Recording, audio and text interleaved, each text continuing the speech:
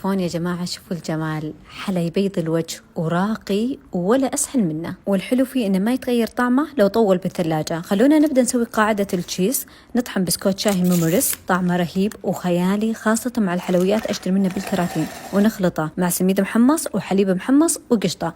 بعد ما نعجنهم نشكلهم على شكل دوائر ونرصهم في قوالب الكب كيك ونفرغهم من داخل. الطبقة الثانية عندي شعرية باكستانية وزبدة وحليب مكثف، أقلبهم على النار شوي ووزعهم على البسكوت. بعد كذا عندنا الخلطة البيضاء، عبارة عن جبن كريمي وقشطة وحليب مكثف وبودرة خفق، ونخفقهم مع بعض ونوزعه في القوالب. وآخر شيء على الوجه نوزع فراولة مطبوخة مع شوي سكر وعصرة ليمون، وممكن تستبدلونها بخليط البايفلينج الجاهز بنكهة الفراولة. عموما الحلا مرة سهل ولذيذ، يعني تعرفون الحلويات اللي ما تبغين تسولفين وتستكنين مع قهوة وتستمتعين باللذاذة، هذا هو. فلازم تجربونه، وعليكم بألف عافية.